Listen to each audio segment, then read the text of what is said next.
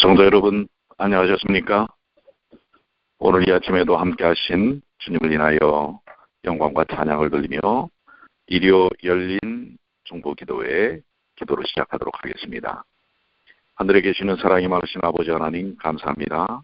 오늘도 주님께서 저희와 함께하여 주시고 저희에게 새 생명 주시고 또한 한 주간의 삶을 인도하여 주셨으며 또한 저희의 삶이 주님 안에서 매 순간마다 주님을 닮아갈 수 있도록 도와주셔서 감사합니다. 이제 지난 석 달 동안에 3분기에 대한 모든 삶을 마무리 지을 수 있도록 도와주시며 다음 주부터는 이제 새로운 한 기를 마지막 2013년도 4기를 시작할 수 있도록 도와주셔서 감사합니다. 특별히 이 아침에 이제 새로운 과정을 받았습니다. 특별히 이번에는 성소에 대한 것입니다. 성소는 우리에게 있어서 신앙에 아주 매우 중요한 지침과 기초가 됩니다. 다소 다양하고 복잡한 부분이지만 지혜를 열어주셔서 성소에 대한 부분들을 밝히 깨달아 이해하는 주님의 귀한 자녀들이 되게 하여 주시옵소서. 오늘 이 아침에도 주의 영께서 함께해 주실 줄 믿고 감사드리며 사랑과 자비가 많으신 예수님의 이름으로 간절히 기도 올리옵나이다. 아멘. 자, 여러분들 어제 우리 성소 제4기 과정책을 다 받으셨지요? 혹시 못 받은 분이 계시는지 모르겠네요. 이번 기는 이 성소에 대한 부분인데요.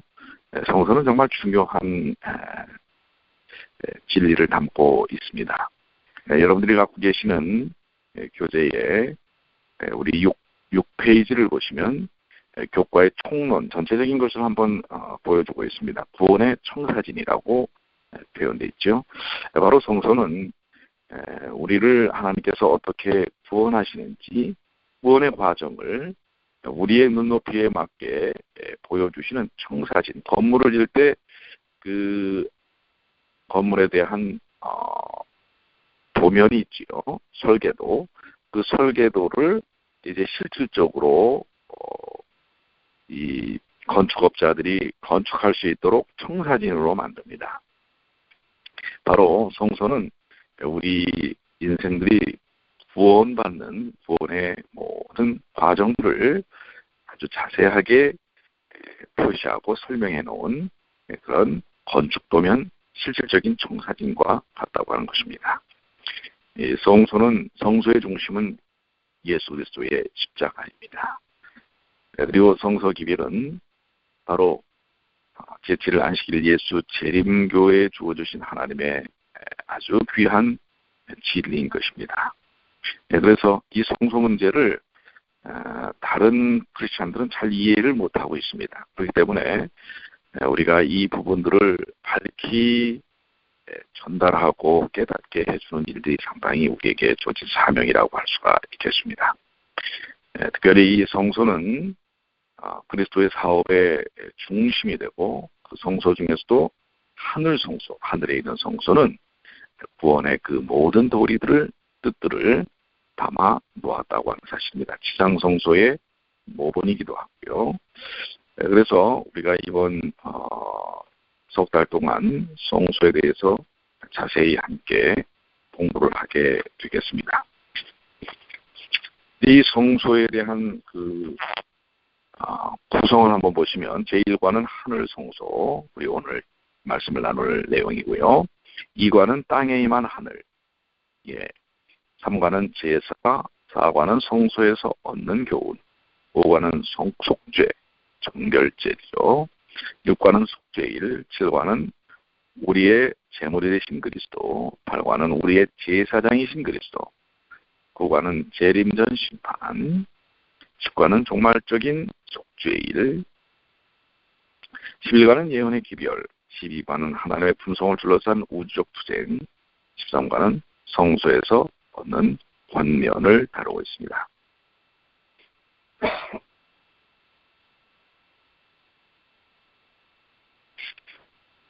이제 우리 오늘 제1과 하늘 성소인데요. 자, 여러분들이 교재를 좀 다 펼치시는 게 아주 중요합니다.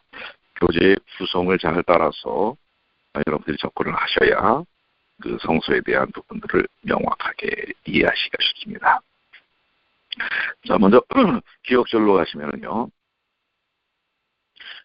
열왕기상 8장 49절 우리 주제절이 되겠죠. 이번 한 주간의 주제절이 되는데요. 우리 한번 다 같이 읽어보실까요? 주는 시작. 주는 계신 곳 하늘에서 그들의 기도와 간구를 들으시고 그들의 일을 돌아보시오며. 주님께서 어디에서 어떤 일을 하시는가, 하나님께서 어디에서 어떤 일을 하시는지를 명확하게 보여주고 있습니다. 사실 하나님은 어디에 계시는가, 이런 질문들을 우리가 해볼 수 있습니다. 특별히 학생들이나 어린아이들은 그런 질문들을 꽤 할 수가 있죠. 그런데 성경을 통해서 우리는 하나님이 하늘에 계시고 또 우리를 위해서 적극적으로 일하신다고 하는 사실을 알고 있습니다. 그리고 하늘 성소는 그분이 일하시는 중심 공간이라고 하는 것입니다. 성경의 요점은 분명하게 하늘 성소는 실제적인 공간이라고 말씀하고 있고요. 그것부터 하나님의 품성과 사역에 대한 진리를 우리가 배워야 합니다. 그래서 이번 주 교과를 통해서 우리는 하늘 성소와 그곳에서 하나님의 우리를 위해 행하시는 일들에 초점을 좀 맞춰보는 것이고요. 그분이 성소에서 행하시는 일들은 진정 우리를 위한 그러한 일이기 때문에 그렇습니다. 자, 학습 목표로 올라갑니다. 깨달아야 할, 이번 한 주 동안 깨달아야 할 것은 하늘 성소의 실제와 기본적인 기능을 우리가 이해하는 것입니다. 느낄 것은 하나님의 집인 하늘 성소의 온기와 포근함을 느끼는 것입니다. 실질적으로 하늘 성소에 대한 부분은 우리가 이렇게 피부로 느끼는 일이 필요하다고 하는 사실이고요. 행하기는 하늘 성소의 실제성을 가르치는 성경의 설명을 수용하고 우리와 함께 하시는 하나님의 기별을 마음에 새기는 것입니다. 하늘 성소를 실질적으로 우리의 삶 속에서 체험하고 경험하는 부분이라고 생각이 듭니다. 자, 그러면은 우리 첫째 날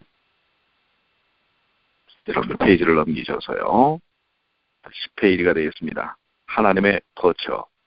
자, 이번 한 주간의 총 제목이 뭐라고요? 하늘 성소죠. 하늘 성소하면 그 다음에 소 제목들이 나오면 그 하늘 성소에 초점이 맞춰져 있는 것입니다. 하늘 성소는 하나님의 거처라는 사실이죠. 교훈으로 내려가시면 하나님은 무소부재하시기도 하지만 성경에 따르면 하늘과 하늘 성소는 그분이 특별한 방식으로 거하시는 공간이다. 자, 하나님은 어디든지 계십니다. 지금 여러분 가정에도 또 저와 함께 어디든지 계시죠. 그럼에도 불구하고 하나님은 하늘의 또 성소라고 하는 특별한 공간을 갖고 계신다고 하는 것입니다. 자, 오늘 그 주제절이 기억절이기도 합니다. 하나님께서는 무소부재하실 뿐만 아니라 영원하시죠. 시작도 없고 끝도 없죠. 그러나 이런 이중적 부분을 다 함께하고 계시는 것입니다. 즉 하늘 성소에 좌정하고 계시고 또한 어디든지 그분이 함께 하신다고 하는 사실입니다. 그러나 하늘 성소가 하나님께서 이 거하시는 그러한 특별한 공간임을 열왕기상 8장에 하나님이 하늘에 계시다는 진술이 가득하게 보입니다. 그리고 거기에 계시기도 하지만 하나님은 분명히 영광스러운 임재와 순수한 거룩함의 특별한 방식으로 하늘에도 거하시고 또 우리와도 함께 하신다는 사실입니다. 그분이 영이시기 때문에 그런 부분에 대한 것이 우리의 상상과 이해를 뛰어넘는 부분이라고 할 수가 있습니다. 그리고 성경은 하나님이 영이시기 때문에 어느 틀에다가 이렇게 담을 수 있는 분은 아닙니다. 그러니까 우리 사람은 한 곳에 있으면은 다른 곳에 있을 수 없죠. 그러니까 우리의 인지와 의식으로 하나님의 그 어떤 존재성, 이것을 제한해서는 안 되는 것이죠. 성경은 하늘과 하늘 성소를 하나님이 계시는 실제 공간으로 분명히 계시를 합니다. 그러시면서 또 거기에만 계시는 것이에요. 오늘 우리와도 함께 하신다고 하는 것입니다. 그렇기 때문에 우리는 하늘과 하늘 성소라도 하나님이 피조물을 만나기 위해 자신을 낮추시는 공간임을 믿어야 합니다. 그 하늘 공간에 대한 부분을 이 땅에 보여주시기 위해서 이제 나중에 나오겠지만은 지상 성소를 또한 마련하시기도 하죠. 그것을 통해서 하늘 성소에 대한 실제성을 보여주시기도 하는 것입니다. 즉 하늘 성소는 하나님의 거하시는 거처요, 또 하나님은 거기만 국한되어 계시는 것이 아니라 우리와 함께 하신다는 사실을 우리가 다시 한번 기억해야 하는 것입니다. 그러나 분명한 것은 하늘에 하늘 성소가 있다는 이야기입니다. 자, 묵상입니다. 하나님이 거하시는 하늘은 어디에 있을까? 이 우주, 제가 요즘 종종 이 우주에 대해서 공부를 좀 하는데요. 사실 우리 이 태양계가 속해져 있는 우리의 은하와 가장 근접한 안드로메다 은하까지 가는데도 250만 광년이 필요합니다. 여러분, 250만 광년이라는 것은 빛의 속도로 250만 년을 간다는 거예요. 빛의 속도로 250만 년. 이게 상상이 되십니까? 그럼 여러분들 빛의 속도가 얼마예요? 빛의 속도는 시간으로 따지지 않고 초로 따집니다. 1초에 30만 킬로를 갑니다. 빛은요, 1초 똑딱 하는 동안에 30만 킬로를 갑니다. 그렇다면 똑딱 하는 순간에 이 빛은 지구를 6바퀴, 8바퀴 반인가 6바퀴 반을 돕니다. 그런데 1초 동안에 그렇거든요. 근데 이런 빛의 속도로 250만 년을 가야 돼요. 거기에 우리의 제일 가까운 안드로메다 은하가 있는 것입니다. 상상이 되십니까? 하나님께서 계시는 공간에 대한 부분은 우리가 갖고 있는 차원, 우리가 갖고 있는 시간 개념, 우리가 갖고 있는 인지의 능력 밖이라고 하는 것입니다. 그러나 성경은 하나님 거기 분명히 계심을 설명하고 있는 것입니다. 그리고 그것에 특정한 공간을 하늘 성소로 구별하셨음을 말씀하고 있습니다. 그걸 우리가 믿는 것인데요. 우리는 이러한 놀라우신 하나님을 믿는 것입니다. 적용입니다. 하늘의 하나님을 생각할 때 여러분은 자신의 구원에 대한 어떤 생각을 하게 됩니까? 한번 조금 전에 말씀드렸던 이 빛의 물리학들을 한번 생각하시면서 하나님이 어떤 분이신지, 또 우리를 향하여 하나님께서 어떻게 이 말씀을 주셨는지 우리는 다시 한번 생각해 볼 필요가 있고요. 두 번째 날입니다. 보좌가 있는 곳. 교훈금들이 가시면 하나님은 하늘의 보좌를 세우신 온 우주의 왕이십니다. 그분의 도덕적 품성은 세상을 다스리는 그분의 통치 원리자 우리가 반사해야 할 모습입니다. 자, 그런데 하늘의 거처, 하늘 성소에 보좌가 있다고 하는 것입니다. 보좌라는 것은 왕이 앉는 자리인 것입니다. 지도력의 중심이라고 하는 것입니다. 성경에 보좌에 관한 이상이 몇 차례 나옵니다. 보좌에 대하여 묘사를 하고 있죠. 성경은 하나님을 군주로 묘사하고 있고요. 그것은 여호와의 왕권을 시편에서 반복적으로 나타내는 것이죠. 하나님은 하늘의 임금이자 또 온 땅의 왕이신 것입니다. 이 하늘 보좌가 하늘에 세워졌다는 개념에 몇 가지 견해가 있는데요. 하나님은 독립적이시며 우주의 다른 것들 위에 계신다는 견해가 그 가운데 하나이기도 합니다. 그러니까 하나님의 보좌, 이 하나님의 보좌는 온 우주를 통치하는 이 모든 힘의 중심이 되는 것입니다. 그리고 이것은 인간의 어떤 이 이해 세계를 벗어나 있는 부분이지요. 하나님의 통치는 의와 공의 그리고 인정과 진실을 포괄적으로 포함하고 있습니다. 이런 도덕적 속성이 우리 사람들에게 어떻게 영향을 미치는지, 그분의 그 권능, 그분의 능력, 권한, 왕으로서의 그 보좌가 계신 그 보좌를 통하여 하나님의 백성들을 어떻게 그 보좌의 그 중심적 능력으로 접근해 오는지를 우리는 이해해야 하는 것입니다. 그래서 여호와께서 그 보좌를 하늘에 세우시고 그 정권으로 만유를 통치하시는도다. 우주의 중심, 하늘 보좌에 하나님의 우주의 통치권이 있다는 사실을 우리는 알아야 합니다. 그런데 우리는 이것을 묵상하면서 우리 마음에도 하나님의 보좌가 있는가? 즉 우리의 삶의 통치권이 누구에게 있는가? 이것을 좀 묵상을 해야 할 것입니다. 내 인생의 주인이 누구신가? 라는 부분을 우리는 생각해야 합니다. 우리의 마음과 생각의 중심에 우리 이 우주를 통치하시는 하나님의 보좌가 자리 잡고 있는가?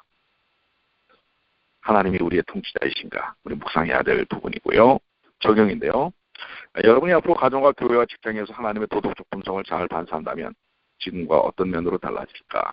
그런데 그 하나님의 보호자는 아까 말씀 나눈 것처럼 의와 공의, 진실함과 인자함이 포괄적으로 담겨져 있다고 하는 것입니다. 그분의 보호자의 능력을 받은 우리, 그 보호자의 리드함을 통해서 우리는 또 이 세상 가운데서 그분의 백성으로서 어떤 빛들을 드러내야 할 것인가 라고 하는 것입니다. 자, 셋째 날입니다. 화요일 하늘의 예배입니다. 그 하늘 보호자에서 하늘의 성소 우주의 중심 하늘 보호자에서 이루어지는 하늘 예배. 계시록 4장 5장에 하나님의 보호자를 중심으로 펼쳐지는 예배의 장면은 성소를 연상케 하는 언어들로 가득합니다. 그러니까 하나님의 보호자, 하나님의 보호자를 둘러싸고 있는 거기서 이루어지는 예배에는 이 성소를 연상케 하는 단어들이 많이 나옵니다. 그 계시록 4장과 5장에 보면 그런 표현들이 많이 나오는데요. 예를 들어서 4장 1절에 문, 나팔 뭐 이런 부분에 대한 표현이 나오고요. 4장 3절에 대사장의 판결 흉패에 붙어있는 보석, 이거는 대제사장이 입는 그 에봇이라고 하는 옷에 나타나는 것입니다. 그 다음에 7 등불, 또 24장로들은 금대접에 향을 피우기도 하고요. 이게 다 향로, 뭐 등불, 7촛대 이런 게 다 성소에 있는 그런 기물들이기도 한 것입니다. 그 다음에 성전에서 1년 동안 제사장들이 이 제사장의 24반차가 있는 것처럼 24장로가 나타나는 모습을 보여줍니다. 하늘 예배에서요. 이러한 이 모든 성경절들은 지상 성소를 중심으로 이루었던 구약의 예배, 성소에서의 그 예배의 모습을 연상케 하는 일들이 하늘 보좌를 중심으로서 하늘 예배에서 나타나는 것입니다. 그 계시록 5장에 등장하는 죽임을 당한 어린 양은 이것은 예수 그리스도의 대속적 죽음, 십자가의 어린 양의 희생의 피를 말하는 것이죠. 그렇기 때문에 우리의 거룩한 구원의 중보자이신 어린 양 그리스도는 그분의 승리와 희생과 신성으로 인해 경배를 받으시기에 합당하게 여겨지는 성소에서의 예배가 바로 하늘에서의 예배와 매치되는 것을 볼 수가 알 수 있습니다. 다시 한번 교훈을 보시면 하늘 보좌를 중심으로 펼쳐지는 예배의 장면은 성소를 연상케 하는 언어들로 가득 차 있다고 하는 것입니다. 자, 우리 그럼 묵상을 좀 이 말씀을 통해서 하늘 예배는 과연 어떤 분위기였을까? 여러분들 한번 좀 묵상해 보시면 좋겠는데요. 사도 요한의 눈에 가장 먼저 들어온 것은 보좌에 앉으신 그분이었습니다. 정말 보좌에 앉으신 거룩하신 하나님을 보는 것, 이건 죄가 있는 자는 볼 수가 없는 일이지요. 그런데 요한은 그 장면을 봅니다. 그분에게서 나오는 빛의 아름다움은 보석과 무지개로 표현되었습니다. 그분 앞에서는 그분의 7 영이 등처럼 빛나고 있었고 바로 곁에는 끝없이 찬양하는 4 천사가 있었으며 자기 멸류관을 받치며 경배하는 24장로가 있었습니다. 그곳에 절대 빠지면 안 되는 분이 계시죠. 그분은 바로 어린 양 예수님이십니다. 그분이 등장하자 4 생물과 24장로들과 천사들 그리고 온 만물이 보좌에 앉으심과 어린 양에게 경배와 찬양을 드렸습니다. 이 사단을 이기시고 우리 인생들을 구원하신 바로 예수 그리스도 어린 양, 그리고 보좌에 앉으신 아버지, 그분을 향한 경배와 찬양, 마음을 다한 그런 예배가 드려지는 하늘 예배의 모습 상상해 볼 만하죠. 그리고 또 그 예배는 오늘 이 지상에서 매 안식일마다 우리가 드려지는 예배 속에서 나타나야 할 모습이기도 한 것입니다. 적용입니다. 우리가 지상에서도 하늘 예배에 참여하는 방법은 무엇이라고 생각하는가? 제가 방금 말씀드렸죠. 안식일에 우리 예배가 어떤 마음가짐과 태도로 드려져야 할 것인가? 예배 시간에 딴청을 한다든지 딴 생각을 한다든지 하는 것은 그것은 온전한 예배의 태도가 아닌 것입니다. 오로지 우리를 구원하신 하늘보좌를 향한 아버지와 어린 양, 우리를 인도하시는 성령을 향한 마음을 다한 일사장로들이 그의 면류관들을 던지면서 하나님 앞에 절대적 순종과 이 헌신을 통해서 예배를 경배를 드렸던 것처럼 그 예배가 오늘 우리의 삶 속에서도 드러나야 할 예배가 아닌가 합니다. 자, 넷째 날입니다. 수요일인데요. 법정입니다. 자, 보좌에 앉으신 하나님은 의와 악인을 심판하는 재판장이고 그 공간은 하나님이 경배를 받는 성전이자 심판을 베푸는 법정이기도 합니다. 자, 여기 하늘 보좌는 이 예전 왕의 기능과 비슷합니다. 왕이 그 권력의 중심이고 통치의 중심과 동시에 그 보좌에 앉은 왕은 민생, 백성들의 문제를 심판하기도 합니다. 마찬가지로 그것은 예배의 장소, 힘의 중심이 되기도 하지만 선과 악을 판단하는 판단의 법정이 되기도 한다고 하는 것입니다. 하늘 성소에서 바로 이 하나님의 보좌에서 심판이 이루어진다고 하는 것입니다. 그리고 심판의 보좌에 앉으신 분이 바로 심판하시는 분이십니다. 왕이 재판장의 역할을 했던 근동, 고대 근동에서 알려진 개념이죠. 하나님은 악인과 의인 모두를 심판하십니다. 악인들은 멸할 것이고 의인들은 구원의 역사, 영광을 보게 되는 것입니다. 하박국서에서 선지자가 하나님께 왜 불의에 침묵하시는지 묻습니다. 때때로 우리는 우리의 시간 속에 자꾸 하나님의 심판을 요구할 때가 있어요. 그러나 하나님은 언젠가 그분의 시간 속에서 심판을 하리라고 대답을 하십니다. 창조주 하나님은 그분의 성전 곧 하늘 성소의 보좌에 앉아서 심판하실 준비가 되어 있는 것입니다. 그래서 선지자는 온 땅은 그 앞에서 잠잠할지어다라고 호소하고 선포하는 것입니다. 하나님의 통치와 심판에 대한 올바른 태도는 두려운 마음으로 침묵하며 잠잠히 그분의 심판 판결을 기다리는 것입니다. 자, 여러분들 하늘 보좌는 심판의 의미도 있다는 것 우리 기억해야 합니다. 우리 자신이 자꾸 흐트러지고 뭔가 좌절하고 낭망할 때 분명하게 우리 삶의 결과가 어떻게 될 수 있는지를 우리는 알아야 합니다. 심판대 위에 우리가 쓴다는 사실입니다. 물론 십자가를 통해서 은혜로 우리를 구원하십니다. 그러나 그 구원의 길을 우리가 놓게 되면 우리는 심판대 앞에서 악인으로 판명날 수도 있다는 사실을 기억해야 합니다. 십자가를 꼭 부여잡아야 하는 것입니다. 자, 묵상입니다. 궁극적인 정의를 기대할 수 있는 것은 어디라고 생각하는가? 그것은 바로 하늘 성소고 하나님의 보좌고 그 보좌에서 이루어지는 심판입니다. 적용은요, 여러분은 어떤 문제를 하나님의 공의로운 심판에 맡기겠습니까? 우리의 삶의 모든 것들이 심판의 내용이 될 수 있다는 것 우리는 기억해야 합니다. 오늘 하루 우리는 그래서 온전히 주님 중심적인 삶을 살아야 되지 않을까요? 자, 우리 다섯째 날 목요일입니다. 구원을 베푸는 곳. 심판 법정이기도 하지만 이것은 또 뭐예요? 구원을 베푸는 곳이라고 하는 것이죠. 교훈입니다. 우리를 위한 하나님의 구원의 계획 속에는 예수님의 하늘 성소 봉사가 포함되어 있다. 그분은 하늘에서 우리를 위해 대제사장으로 일하신다. 자, 하늘 성소 보좌가 있는 곳에서는 법정이기도 하지만 그것은 뭐예요? 성소로서 예수께서 대제사장으로서의 사역을 하십니다. 대제사장은 뭐냐면 구속사역이에요. 죄인들이 와서 자기의 죄를 고백하고 어린 양이 죽음으로 인하여 그들의 죄가 용서함 받는 그 모든 사역들을 이루도록 하는 것이 성소고 그것의 가장 궁극적인 책임자가 대제사장인 것입니다. 바로 하늘 성소에서 우리의 대제사장으로 봉사하시는 그리스도는 우리의 구원에 초점을 맞춰 일하시는 것입니다.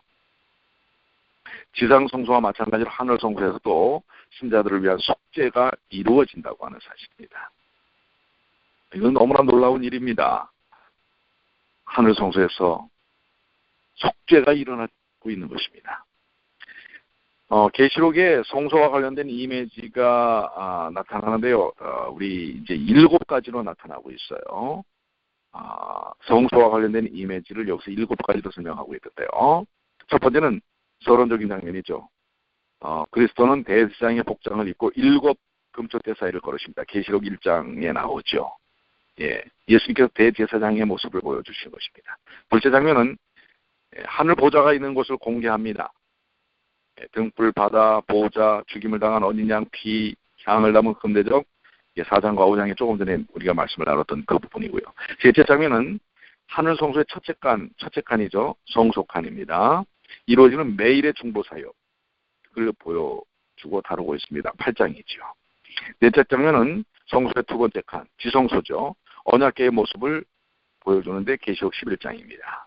다섯째 장면은 하늘 성소의 전반적인 모습을 그리는데 계시록 15장입니다. 그 다음에 여섯째 장면은 특이하게도 그리스도의 성소가 끝났음을 암시하는 성소에 대한 구체적인 언급이 없습니다. 계시록 19장이죠. 마지막 장면은 거룩하고 영광스러운 도성에 관한 것인데 이것은 마치 하늘에서 내려오는 장막처럼 묘사하고 있습니다. 하늘 성소가 내려오는 것에 대해서 이야기하고 있는 것입니다. 이렇듯 계시록에는 성소에 대한 부분을 7가지 장면으로 표현하고 설명하고 있다고 하는 것입니다. 이것은 모두가 다 여러분과 저의 구원의 섭리를 담고 있다고 하는 사실입니다. 바로 성소는 구원을 베푸는 것입니다. 히브리서 8장 1절 지금 우리가 하는 말의 요점은 이러한 대제사장이 우리에게 있다는 것이다. 오늘 하늘 지성소에 지금 예수께서 계시죠. 그분이 우리의 구속을 위하여 중보 사역을 하고 계시다는 사실 기억해야 합니다. 그래서 우리는 그분을 바라봐야 합니다. 묵상입니다. 예수님은 그들의 구원을 위해 하늘에서 어떻게 일하실까요? 금방 말씀을 나눴죠. 대제사장으로서 여러분과 저의 구속사역을 위하여 봉사하고 계십니다. 적용입니다. 예수님의 하늘 봉사를 통해 여러분이 얻을 수 있는 유익이 무엇이라고 생각합니까? 이미 결론이 나와 있죠. 자, 바울도 하늘의 광경을 보았고요. 그가 하늘에 있는 그 영광에 관해 말을 하려고 할 때 그가 할 수 있는 최선의 방법은 그것을 묘사하지 않는 것이었습니다. 너무나 엄청난 것이기 때문에 그래요. 고린도후서 12장이에요. 사람의 손으로 지은 것을 수종하는 자가 천천히요 시위하는 자가 만만이나 되는 만왕의 왕이 거하시는 것. 그 시위하는 영광스러운 스탑들이 경배하고 머리를 숙이는 영원한 보좌가 있는 영광으로 충만한 하늘 성소와 비교하면 그것이 아무리 화려하고 장엄한 건물일지라도 그 무한한 영광과 웅장함에 대해 극히 희미하고 미약한 반영에 불과하다. 그러나 우리는 지상 성소와 그 봉사를 통하여 하늘 성소에 관한 중요한 진리와 인류 구속을 위하여 우리가 진행되는 주님의 봉사를 배우게 되었다. 하늘 성소는 이 엘렌 G. 화이트이 봤을 때에 지상 성소와는 비교할 수 없는 것입니다. 그렇지만 그 기능은 같다라고 하는 것이지요. 바로 여러분과 저를 위한 구원의 구속의 사역이 성소를 통해서 이루어지는 것입니다. 우리는 지상 성소를 통해서 그 엄청난 하늘 성소를 배워야 합니다. 이제 이번 기 동안 우리는 이 성소를 통해서 하늘에서 지금 현재 이건 현재 진행형입니다.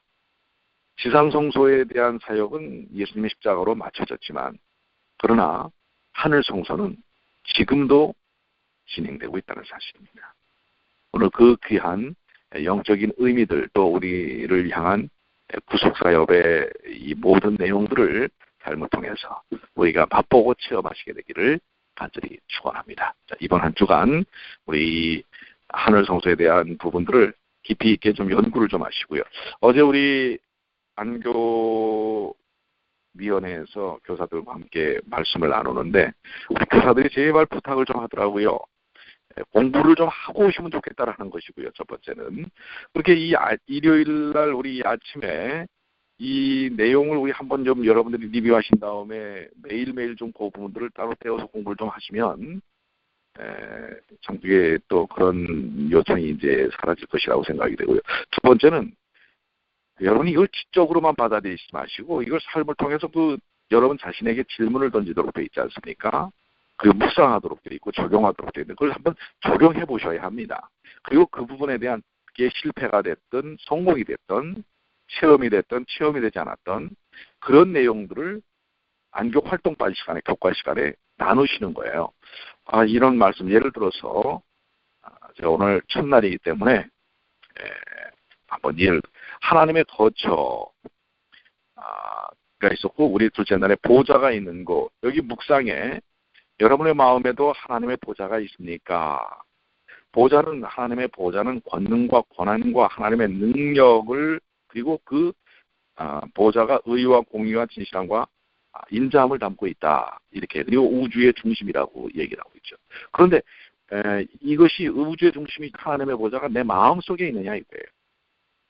그래서 월요일 날에는 하루 내내 하나님의 보좌를 생각하고 내 마음에 하나님의 보좌를 모시고 사는 삶을 도전해보는 것입니다. 그리고 그날 저녁에 내가 하나님의 보좌를 내 마음속에 품고 살았는지에 대한 자기 반성을 해보시는 거예요. 그렇게 해서 다른 사람들에게 그 예수님의 사랑, 내가 나와 함께 하시는 임재하시는 하나님에 대한 경험을 나눈 것이 있으면 또 그것을 또 그거에 대한 내용을 설명해 보시는 것이고요. 그렇지 못하고 그저 내가 그리스도인임도 잊어버리고 살았다면, 전 사실 아침에 결심은 그렇게 했는데 하루 종일 주님의 보좌를 마음에 모시고 살지 못했습니다. 보좌가 마음에 있었던 것이 아니라 돈벌이가 저희의 마음의 중심이 되었고 보좌가 되었습니다. 이런 걸 고백을 하시는 거예요. 아니면 우리 어르신들은 데이케어 센터에 가서 뭐 이렇게 물건들을 주는데 남보다 내게 좀 적었습니다. 그래서 마음이 상했습니다. 그 순간만큼은 그게 내 관심의 중심 보좌가 되었습니다. 뭐 이런 고백도 해볼 수 있는 거거든요. 이런 내용들을 안교활동반 시간에 여러분들이 나누시는 것입니다. 그저 교사가 전달하는 지식을 여러분들이 머릿속에 담아야 남지도 않아요. 하루 지나면 다 잊어버리고 반 이상을 잊어버립니다. 그렇기 때문에 여러분들이 지적으로만 접근하시면 안 되고요. 그 지적인 부분이 여러분의 삶에 녹아 들어가야 되고 그게 표현되어져야. 그럴 때 여러분들 수십 년 우리가 과정 공부를 해오면서도 내 삶의 영적 변화를 성장을 경험하지 못하는 이 어떤 자가당착, 이 어떤 문제에 봉착돼 있다고 하면 바로 이제는 조금씩 이 일을 시작을 하셔야 됩니다. 질문을 던지시고 도전해 보시고 그 결과를 설명하시고 그러면서 매일 매 순간 새로운 변화에 대한 도전을 해보시는 일들이 우리 말씀을 공부하면서 말씀을 묵상하면서 나타나야 할 일이라고 생각이 됩니다. 이렇게 한번 좀 도전을 좀 해보시길 바라고요. 이제 우리 기도를 좀 하도록 그렇게 하겠습니다. 우리 중보 기도를 하시는데요. 항상 제가 이 시간에 좀 사실 마음에 부담이 많이 있다고 그랬죠. 여러분들이 잘 그 표현을 안 하시니까 기도 제목을 제가 또 많이 적어 놓기도 하는데요. 자, 그러나 여러분들 좀 이렇게 중보 기도해야 할 제목들, 그 제목들을 좀 말씀을 해주시고요. 또 똑같은 제목들만 좀 말씀하지 마시고요. 좀 그동안 안 해보셨던 그런 제목들도 여러분들 좀 요청을 하시는 그런 중보 기도의 시간이 되시길 바랍니다. 첫 번째, 여러분들의 도움을 위해서 우리 몸이 좀 불편하고 그래서 어제 나오지 못했던 또 여러 가지 형편 가운데 요즘 교회를 결석하고 있는 우리 김윤정 장로님, 양길주 성도, 우리 김정선 집사, 김명호 집사님, 김순애, 김길순 자매, 이렇게 우리 결석하고 있는 또 우리 김정옥 집사님 어제 결석을 하셨는데요. 이런 우리 결석자들 또 몸이 불편하신 우리 김인정 장로님 위해서 기도해 주시고요. 우리 문정숙 집사님도 참 어제 결석하셨죠. 또 우리 제임스 제니퍼, 우리 안식일의 예배가 삶의 중심이 될 수 있도록 이렇게 기도를 좀 부탁을 드리고요. 그 다음에 청년반을 위해서 여러분들 청년반을 위해서는 좀 열심히 기도해 주셔야 합니다. 그리고 우리 올해의 선교 사명 또 우리 한 기 동안 잘 마무리되어질 수 있도록 기도를 좀 부탁을 드리겠습니다. 자, 이렇게